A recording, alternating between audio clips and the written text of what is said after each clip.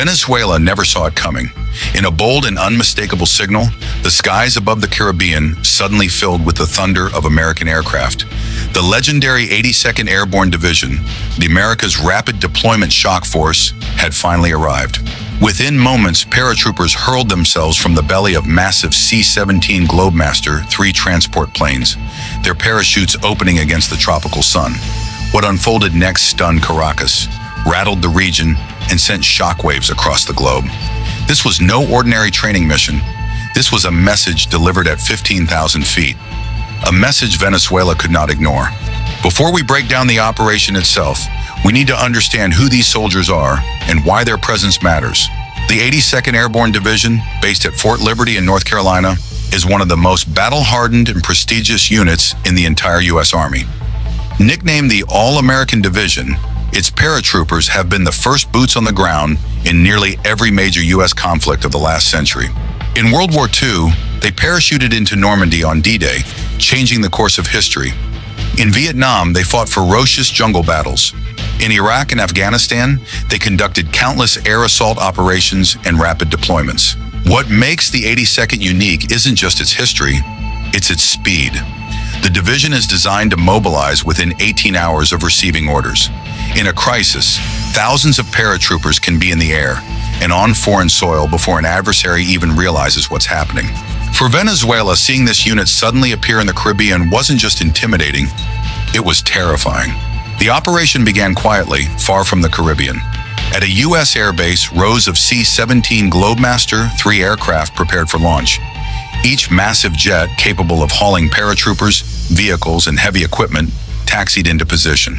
Inside, soldiers checked their parachutes, weapons, and combat gear. The atmosphere was calm but charged. Every soldier knew this wasn't routine. It was high profile. They were about to conduct a combat demonstration within reach of Venezuela's airspace, a nation already on edge from mounting tensions with Washington.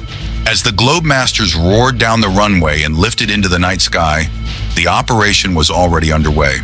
Surveillance satellites, radar operators, and intelligence officers in Caracas were undoubtedly watching. Venezuela had been warned, but the scale and speed of the deployment caught them off guard.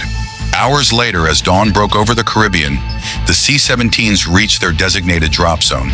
From the ground, local fishermen and coastal communities could only stare in disbelief as the sky filled with the unmistakable silhouette of American military power. One by one, the paratroopers leapt into the sky. Thousands of parachutes bloomed, drifting downward in near-perfect synchronization. To the untrained eye, it may have looked like a massive invasion. And that was the point. This was not just a training exercise, it was psychological warfare. A deliberate show of force. The U.S. was sending a message not only to Venezuela, but to Russia, Iran, and any other powers seeking to expand influence in the region. America could deploy decisive combat power right to Venezuela's doorstep in a matter of hours. Inside Caracas, the Venezuelan Ministry of Defense scrambled. Reports came flooding in. Radar blips, satellite images, eyewitness accounts. State-controlled media interrupted broadcasts, declaring the U.S. maneuver a provocation and accusing Washington of preparing the battlefield for invasion. President Nicolas Maduro convened his top generals. Air defense systems along the northern coast were quietly placed on heightened alert. Fighter jets were scrambled to conduct surveillance patrols, shadowing the American aircraft at a distance. But there was little Venezuela could actually do. Compared to the 82nd Airborne, their forces looked underprepared and under-equipped. The sudden reality was undeniable. U.S. paratroopers were within striking distance. Once the paratroopers landed, the exercise shifted into its next phase. Soldiers regrouped, secured the perimeter, and established mock forward operating bases.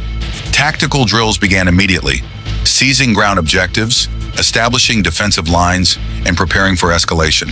From above, it looked like a rehearsal for an invasion, and that's exactly how Caracas perceived it. The psychological impact was enormous. For years, Venezuela had claimed U.S. threats were empty rhetoric. But now, the sight of elite American paratroopers assembling combat formations on Caribbean soil changed everything. To Washington, the jump was more than a demonstration of airborne readiness. It was a deliberate signal of deterrence. To Venezuela, do not test us. To allies like Colombia, we stand with you. To global rivals Russia and Iran, America controls this hemisphere, and we can prove it anytime we want. The 82nd Airborne Division wasn't just practicing parachute landings. They were showcasing America's ability to seize initiative, dictate tempo, and escalate faster than any adversary could respond. In military terms, this was about initiative, the ability to act while forcing your opponent to react. In psychological terms, it was about dominance. The 82nd Airborne Division wasn't just practicing parachute landings. They were showcasing America's ability to seize initiative, dictate tempo, and escalate faster than any adversary could respond. In military terms, this was about initiative, the ability to act while forcing your opponent to react. In psychological terms, it was about dominance. Caracas immediately condemned the operation, labeling it a rehearsal for invasion. Venezuelan state media ran dramatic footage of American paratroopers, portraying them as aggressors preparing to destabilize the region. Meanwhile, Venezuela's regional allies, including Cuba and Nicaragua, echoed the condemnation.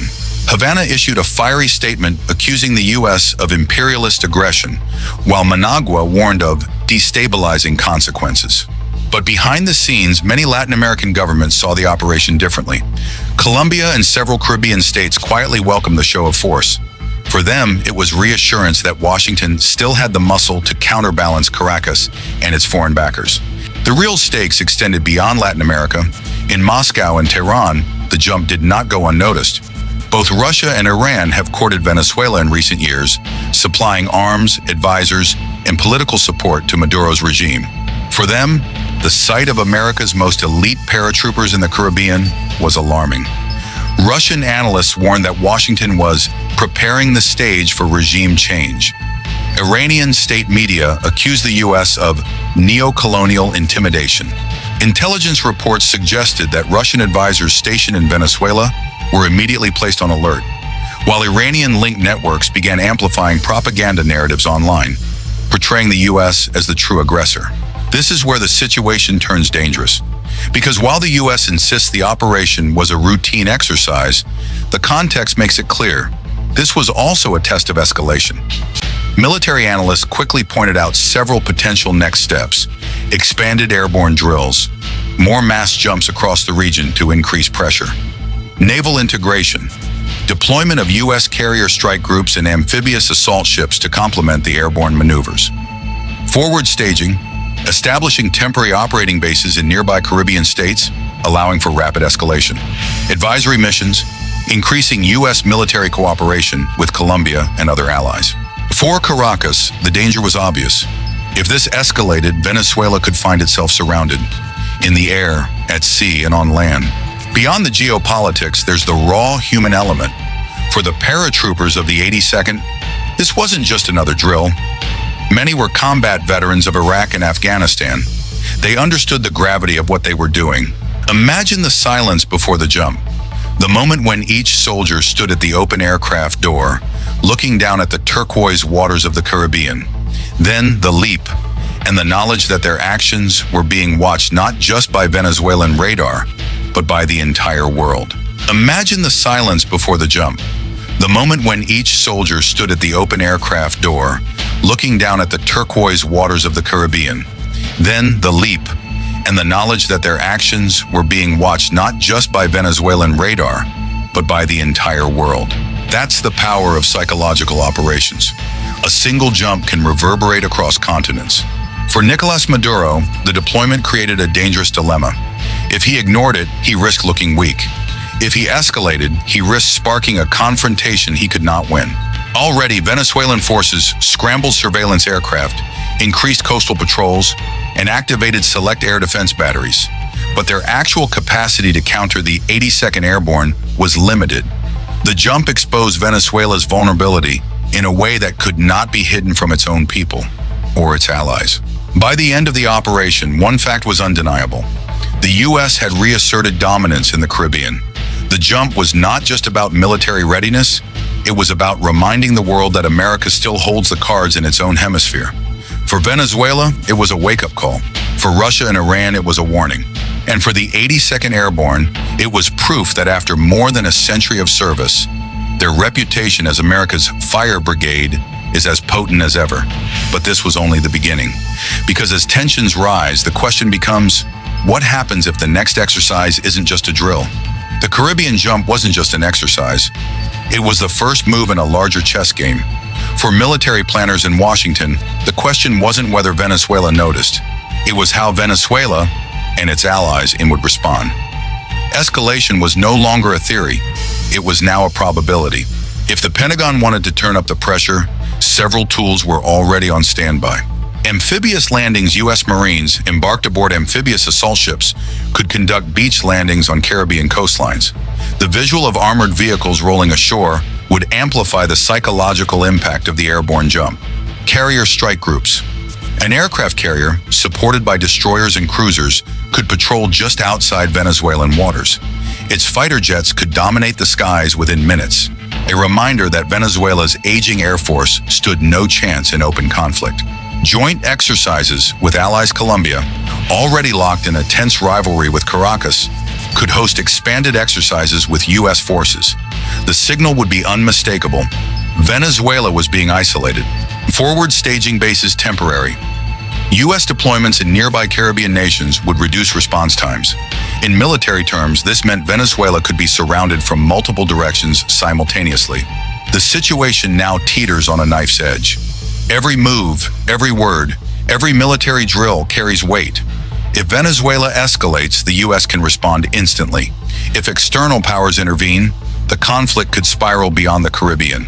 If cooler heads prevail, this moment might remain a warning, a reminder of U.S. dominance without a shot fired. But one truth cannot be ignored.